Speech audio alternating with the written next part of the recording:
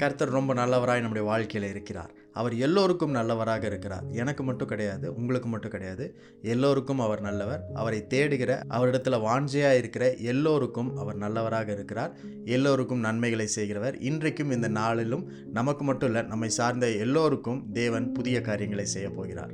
ரோமர் 2 அதிகாரம் 11வது வசனத்தில் இப்படி இருக்கு: தேவனிடத்தில் பட்சபாதம் இல்லை, பாரபட்சம் இல்லை, நோ பார்ஷியாலிட்டி. இந்த வசனம் இங்கிலீஷ்ல எப்படி சொல்லப்பட்டிருக்குன்னா, God judges everyone by the same standard. தேவன் எல்லோருக்கும் ஒரே தரத்துல செய்கிறவராக இருக்கிறார். தேவன் ஒவ்வொரு நபருக்கும் செய்கிற காரியம் வெவ்வேறாக இருக்கலாம், வித்தியாசமாக இருக்கலாம்.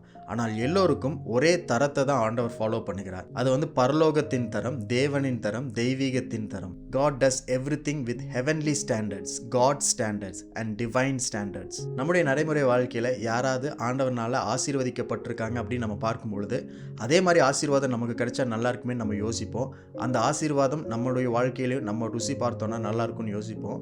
ஆனால் அதே ஆசீர்வாதம் நம்முடைய வாழ்க்கையில் ஆண்டவர் செய்ய மாட்டார். ஆனால் அவர்களுக்கு எந்த தரத்தில் செய்தாரோ அதே தரத்தில் தான் நம்மளுக்கும் செய்வார். தேவனுடைய ஆசீர்வாதங்களும் அவருடைய கிரியைகளும் ஒவ்வொரு நாளும் புதுசாக இருக்கும், ஒவ்வொரு நாளும் வித்தியாசமாக இருக்கும். மற்றவர்களுக்கு செய்கிறதை நமக்கு செய்ய மாட்டார். ஆனால் அவர் எல்லோருக்கும் ஒரே மாதிரி தரத்தில் செய்கிற தேவன்.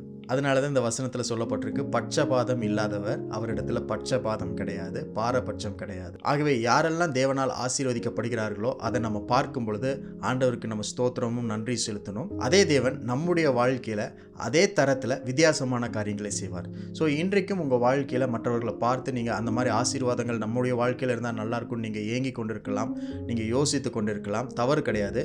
ஆனால் ஒரு காரியத்தை புரிந்து கொள்ளுங்கள், அவர்களுக்கு செய்த அதே தேவன் உங்களுக்கும் செய்வார். அதே தரத்தில் செய்வார், தெய்வீக தரத்தில் செய்வார், பரலோக தரத்தில் செய்வார். ஆனால் உங்களுக்கு அது சேரும் பொழுது அது புதுசாக இருக்கும், வித்தியாசமாக இருக்கும். ஆகவே எப்பொழுதும் புதிய காரியத்தையும் வித்தியாசமான காரியங்களையும் தேவனிடத்திலிருந்து எதிர்பாருங்கள். இன்றைக்கும் இந்த நாளிலும் பாரபட்சம் இல்லாத தேவன் உங்களுக்கு புதிய காரியங்களை செய்வார். புதிய காரியங்களை எதிர்பாருங்கள். இந்த புதிய நாளுக்காக ஆண்டவருக்கு நன்றி செலுத்துங்க.